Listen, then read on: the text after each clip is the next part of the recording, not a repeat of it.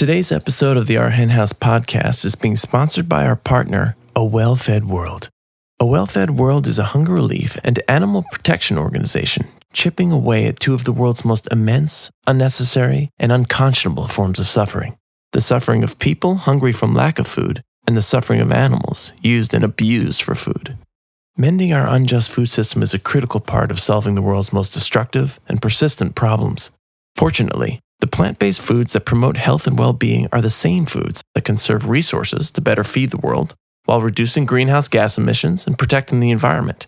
A well-fed world provides the means for change by empowering individuals, social justice organizations, and political decision-makers to embrace the benefits of plant-based foods and farming. Learn more at awfw.org. Our hen house is a squawking house. Our hen house is their hen house. Our hen house, ooh, it's a funky fresh house. Our hen house is your hen house. Welcome to Our Hen House. As many of you know, Jasmine Singer and I have been doing Our Hen House for a long time, almost 8 years in fact. And we've been trying to think of a way to bring you some of our favorite interviews from the past.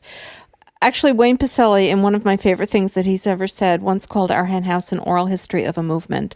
And we really believe that we're sitting on like this treasure trove of information, passion, innovation. I mean, 8 years worth of it. Every single week we've done an episode. And all of this information is about this movement, which we are all so passionate about, to change the world for animals. But, you know, we have these old episodes, but we don't really want to replay news or rising anxieties because they're very outdated. And we don't want to really inflict our outdated chit-chat upon you. But the interviews really hold up. So this week we will be bringing you 3 interviews selected from way back when, our first 100 episodes. And I think you'll agree that these are really, really special. And actually, some of you may even remember them. But even if you do, I think you'll enjoy revisiting what are really incredible conversations. One with a philosopher, one with an animal rescuer, and one with a political writer and speaker. And I'm talking about the absolute cream of the crop in each of those categories. Peter Singer, Susie Coston, and Will Potter.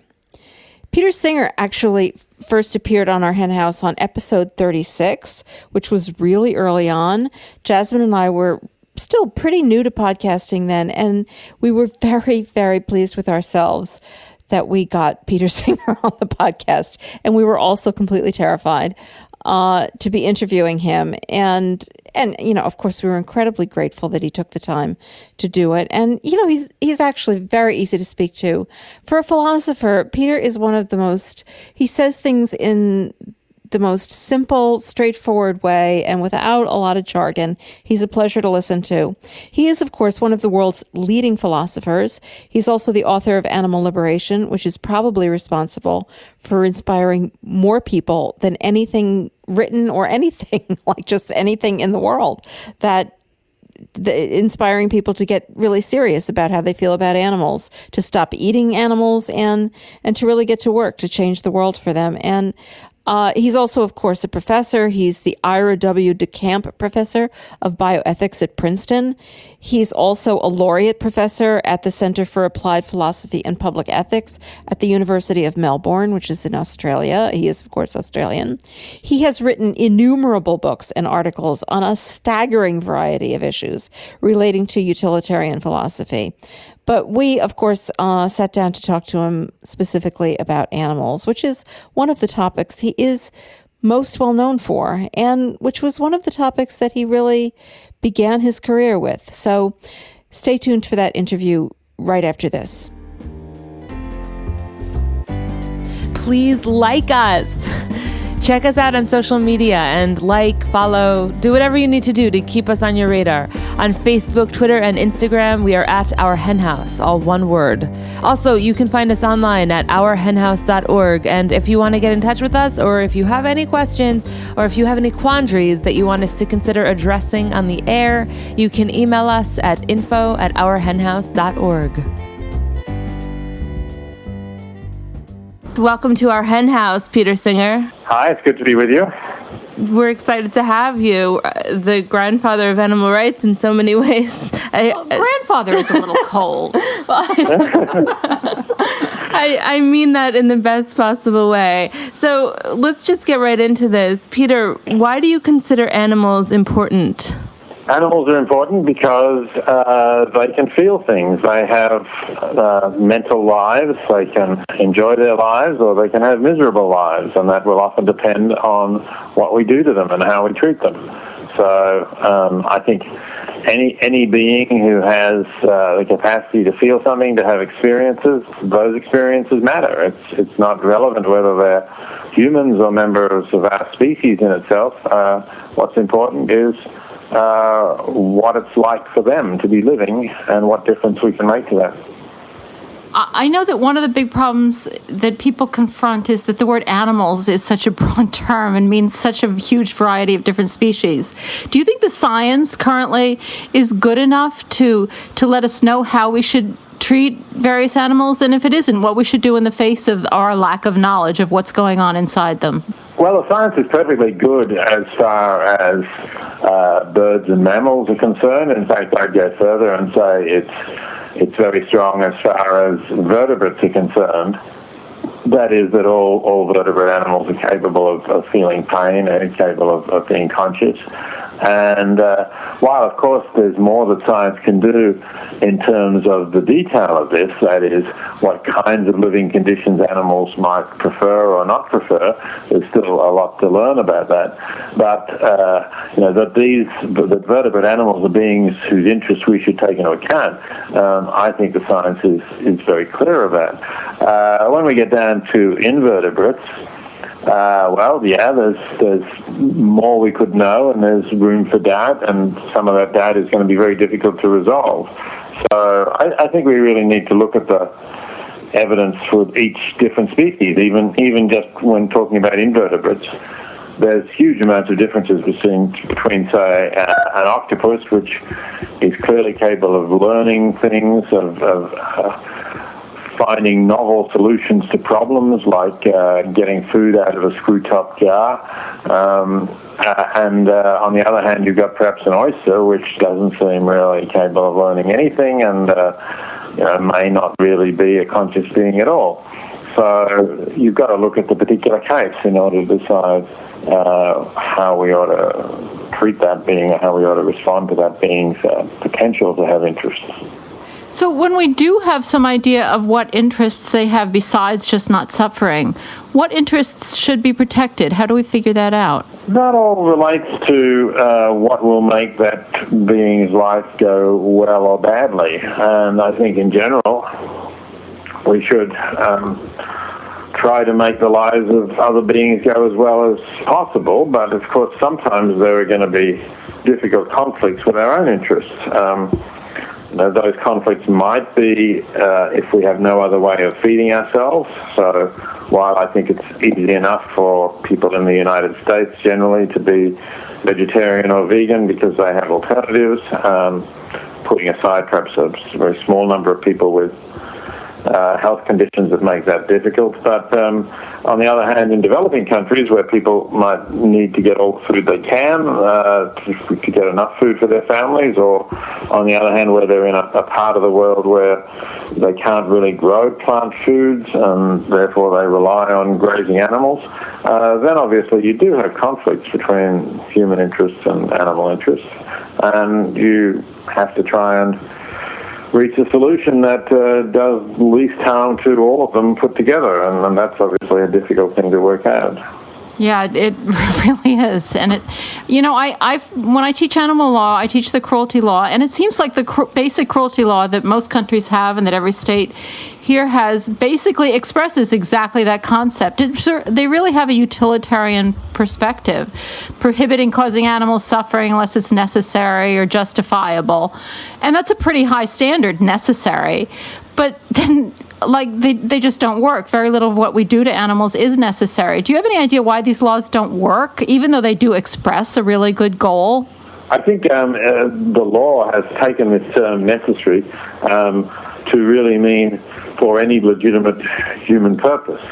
So if you try and say, well, it's cruel to keep hens in battery cages and that's not necessary, of course it's not necessary, because firstly, we don't even really need to eat eggs in the United States. At least we have alternatives. And secondly, if we did need to eat eggs, we could produce them at just a marginally greater cost by having them not in cages.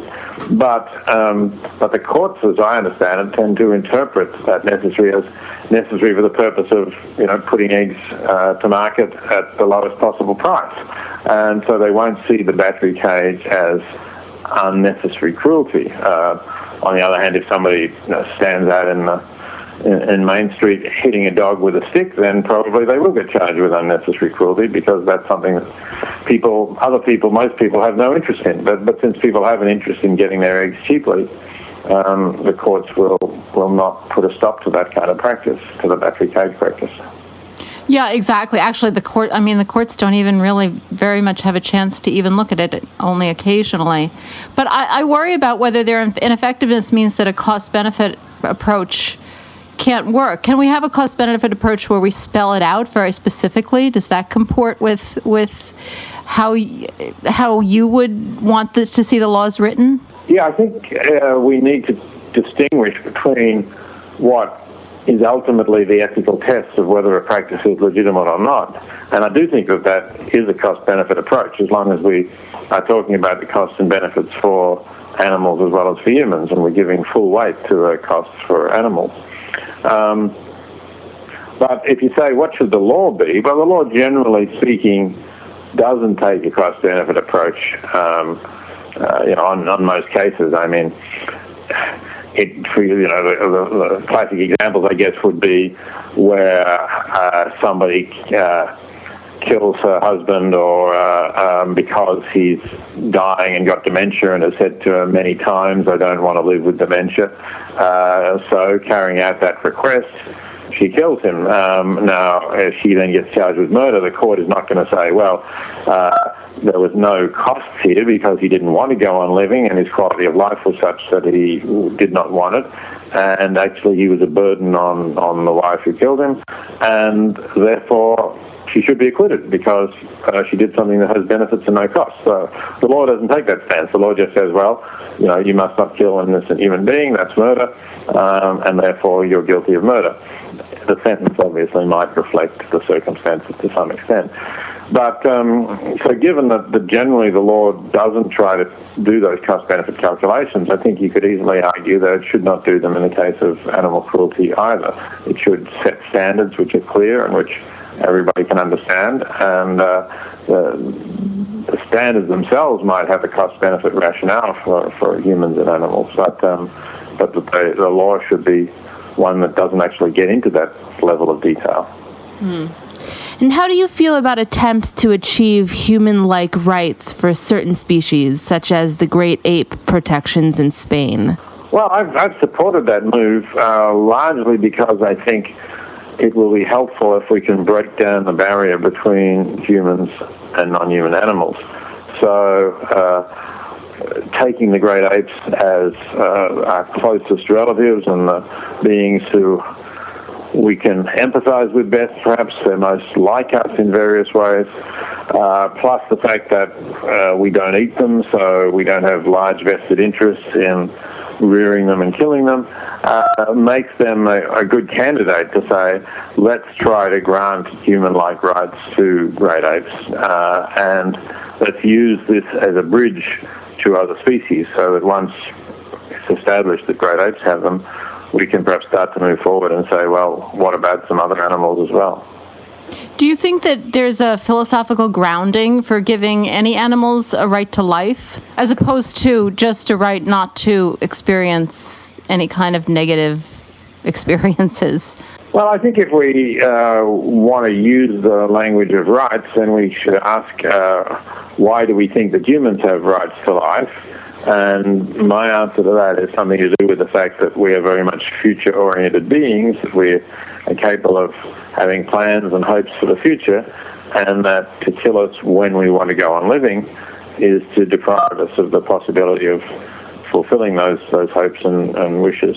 So if that's what's special about human beings and why we think that human beings might have a right to life that, say, snails don't have, then we need to ask whether some non-human animals might also have those kinds of capacities. And again, the great apes will be the clearest examples for animals that are future-directed in that way, although they are not going to be the only examples.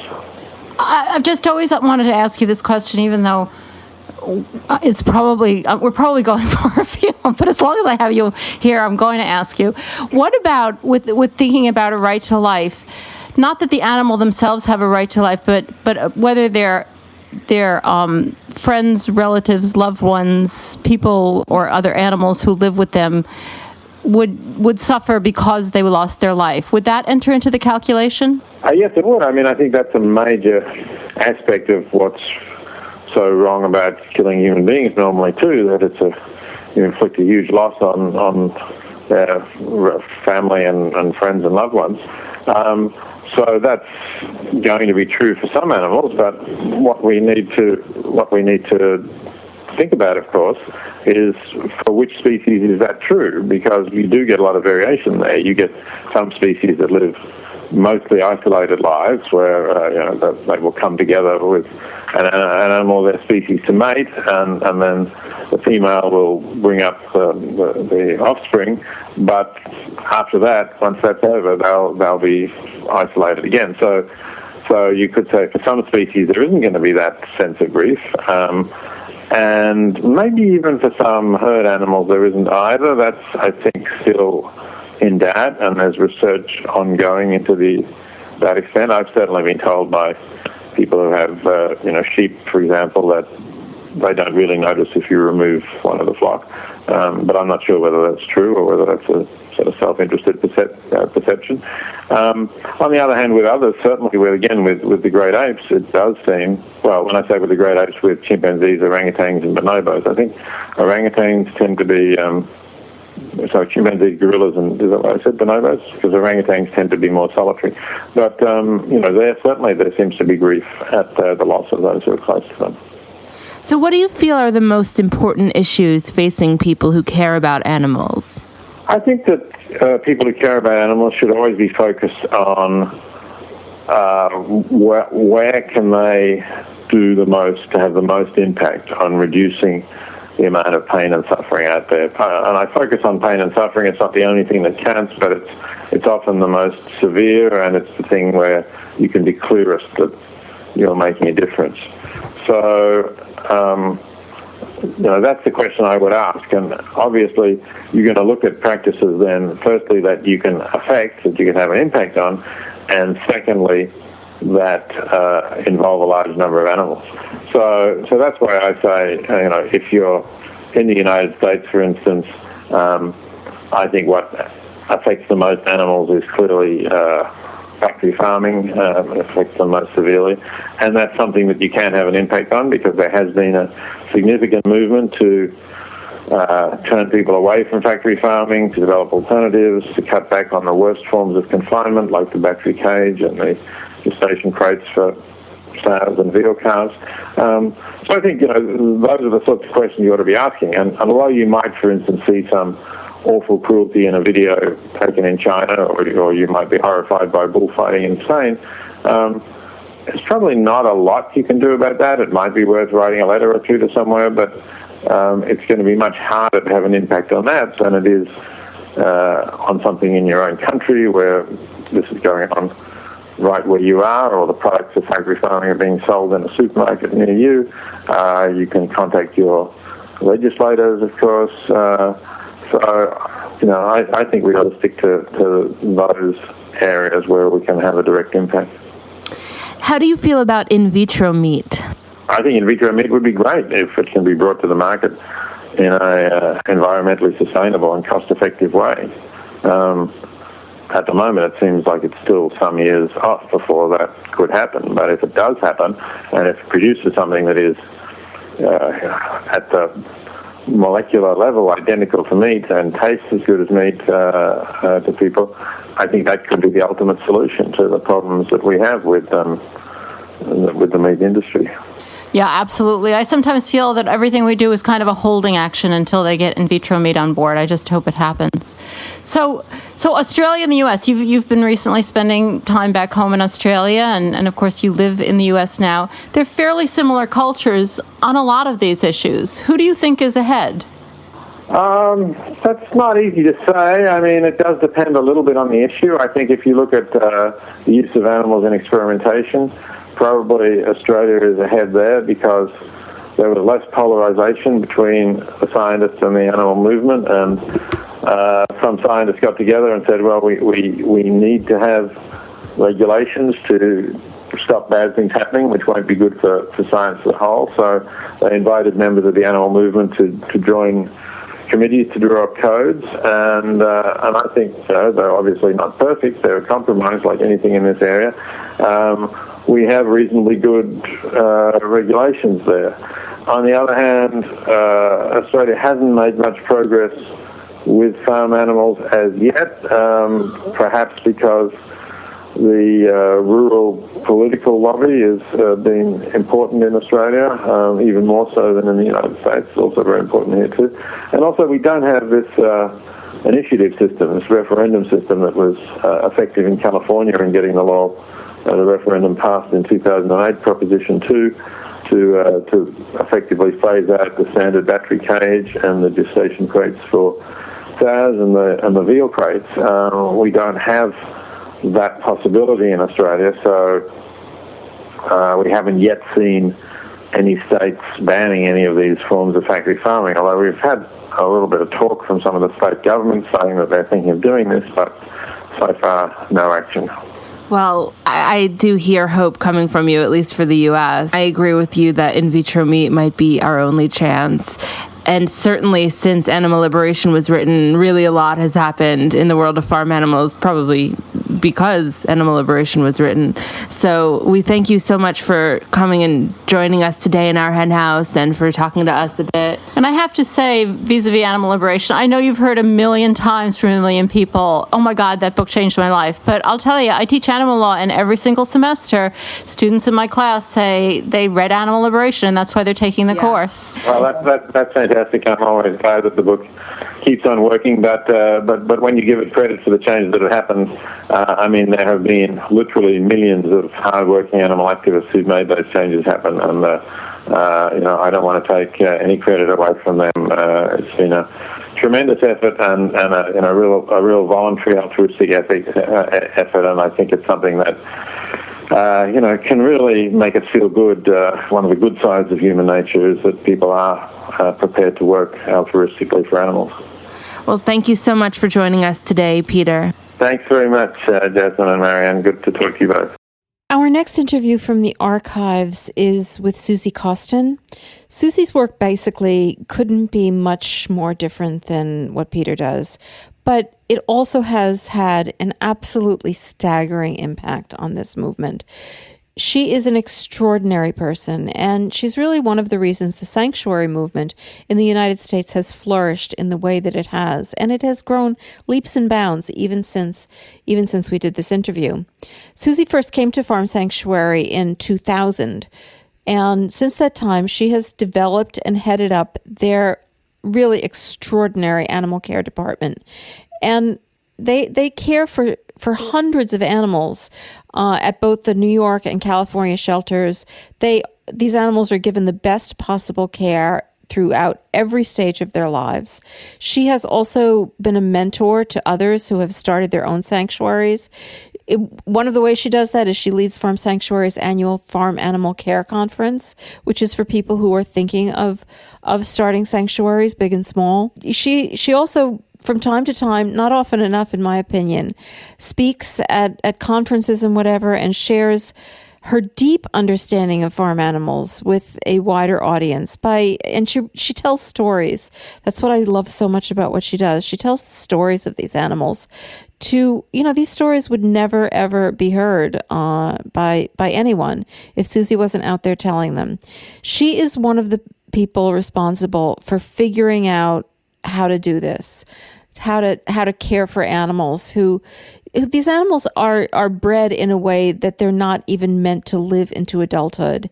And she has to invent, and other people at sanctuaries, they have to invent ways to care for these animals. They have to teach the vets what is needed in order to care for these animals.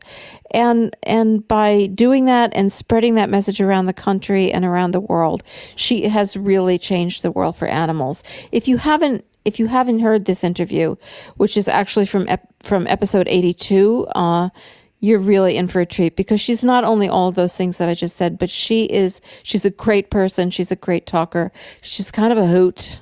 When she's funny, she's really funny. When she's serious, she can make you cry. And she will be joining us right after this. Our Hen House has a family of podcasts. In addition to the Our Hen House podcast, which you're listening to right now, you can also listen to the Animal Law podcast or the Teaching Jasmine How to Cook Vegan podcast on iTunes, Stitcher, or wherever you listen to podcasts. And if you like what you hear and what's not to like, please leave us a friendly review on iTunes or wherever you listen to podcasts. It helps us tremendously, because that's how we grow, and that's how we reach more and more people with information on how to change the world for animals. Thanks for listening. Welcome to our hen house, Susie Coston. Thank you very much. We're so excited to have you, Susie. You're such a mentor of ours, and we've known you for so long, and it is hard to pin down a time to interview you for our hen house. You're a busy woman. I know. I have a lot of animals here. I guess there's a lot of charges. I guess there's a lot to take care of. Yeah, there definitely is. Susie, tell us your story. How did you end up in this extraordinary job doing such extraordinary things? It's the type of thing I think a lot of people can only dream about, but you actually made it happen, and you're one of the very few people in your position who ever existed in the history of the world. How did that come to be? I don't know. It came to be, I think I've always had such a deep love for animals. I have a comfort level with them that I don't have anywhere else. And it's hard to explain, but I was in a really bad part of my life when I started working with animals. I was in everything was kind of falling apart in my life, and I kind of stepped back and just got out of what I was doing and started actually just doing some work, volunteer work at a sanctuary originally, and realized that that is where all my happiness actually was. It took me kind of out of myself, and I had no focus on myself really anymore. My focus became, I need to help these animals who really, really need me. And so it kind of takes you away from that inner selfishness that you have as a human, especially when you're in your 20s, where you're just it's all about you, and it just became all about them. And it's what I needed to have happen for me to actually grow up. I had a few maturity issues, I think, at that time. I'm sure my parents would like to chime in on that. But it really allowed me to feel like I was doing something that made sense, and I've always had this weird thing, I used to, I know this is going to sound really crazy, but I wasn't as comfortable as I am now speaking. I am much more comfortable if there's an animal in the room, and that sounds insane, but it's always been that way, even when I was little. If there's an animal in the room and I can touch that animal, it's like I had this strength that I didn't have otherwise. I have a big comfort level being around them. So talking about them and talking about their stories is very natural, and I didn't even realize it was in me until I started being around them all the time. So what does your average day look like? There is no average day. You start out with an average day. Average day depends on what I'm doing at the time. If I'm doing healthcare, average day is coming in it's 6 in the morning and getting some emails done, and then we have a very set schedule on animals needing medication. So right now we have 60 animals or 65 animals on twice a day medication. So that's an antibiotic or a pain medication. Mm-hmm. And we have another 20 or 30 that are on special feeds or special, any other kind of special meds that only happen once a day. We have a calf right now who is on feeds, so he has to have milk feeds every 4 hours, so he's like another part of the day. We have animals that have all different conditions that you're constantly dealing with. If they have eye medications, they're on 3 or 4 times a day. But we have over 500 animals here. So at any given time, like the person on the AM meds is just doing meds up until probably around noon, and then you make them up for the next day and for the person in the evening. And so the next person comes in, and then you do stuff together. So that's your 8 hours of medication. But on top of that, we're constantly looking, for rescues. I was at the stockyard this week, which was a nightmare, but I was there, and we did a couple rescues there, which we'll talk about very soon. And so, yeah, it's a constant, helping out other sanctuaries when they call, trying to do a lot of rescues whenever we can. We have some pregnant goats right now, so we're waiting on babies. They came in very pregnant, and 2 of them actually have to be at Cornell because they're so tiny, and they won't be able to deliver naturally. So we're constantly with them, so we have to go up there. I'm actually going up there today to see them and check in. So there's just something going on all the time on top of all the basic care as well. I just want to back up for a minute, Susie. I know that you said it's a long story and you really came to this somewhat organically, but I'm curious, did you get a call one day from the people at Farm Sanctuary, or did you grow with the organization? How did you wind up in the role of a shelter director? Oh, okay. I actually met Lori and Jean when they came to the sanctuary where I was. I was at a sanctuary that I'm not even going to mention the name of it, but I was at a sanctuary that wasn't doing well. They're actually doing really well now because they have, new leadership and a new board. But there was a lot of really bad things going on. So I actually documented that and reached out to, Lori and Jean and said, this is what's going on there. And they responded. And we actually took a couple years, but that place was fixed because of that. And but in the process of that, they actually offered me a job here. So I came here because me staying there was no longer possible because I turned in the problems. And so that place was definitely fixed and is now under new leadership and doing really well. But at the time, it was really, really bad. And it was nice to find, a community like this. So I came here, so I already had 7 years of animal care experience.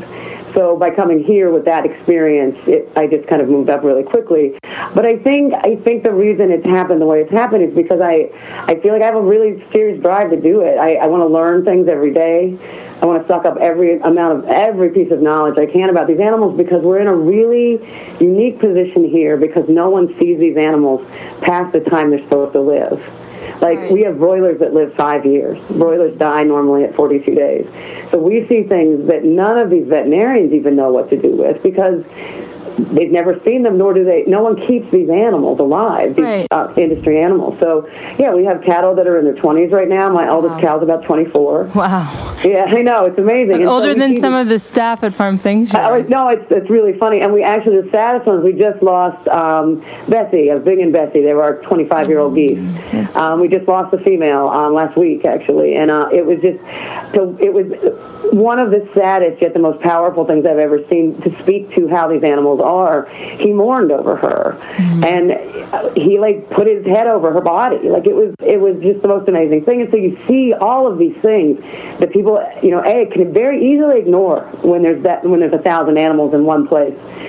But we see all these guys as individuals. There's not one that's not an individual. So we see and can tell their stories. Like when we see, a goose mourning over the loss of his partner goose after being with him, her for 25 years, we can tell that story. And whether people choose to believe it or not is, their choice. But we see it and we feel what they're feeling, and it's just an amazing place to be. So it's so many. There's so many things here that are unique just because of the age of the animals, the time they've been on the property. Like these animals, some of these animals are here their whole life, like Bing and Bessie.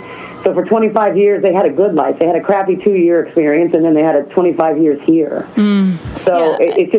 It's an amazing thing to see. And it's amazing to see them come from, probably some of the worst abuse cases. You can't even imagine the condition they come in sometimes and how scared they are and how they just blossom and thrive and trust and love. And it's an amazing job. I can't even imagine doing anything else.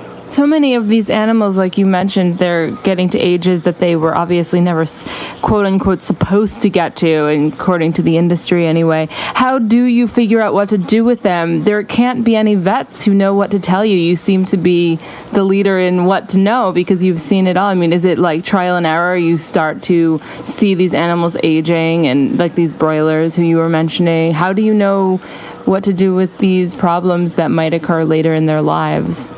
Well, some of it's trial and error. We do a lot of, it's so crazy because we do a lot of physical therapy, and just like stretching legs and doing things that, they wouldn't even think of doing with these animals. Like, putting liniment on a pig's leg and stretching the legs while someone's rubbing the belly is not something that they would do anywhere else on the planet, because every one of these animals in industry and even a small farm is only worth what they can make from the animal. And once you have a price on someone, that's their value.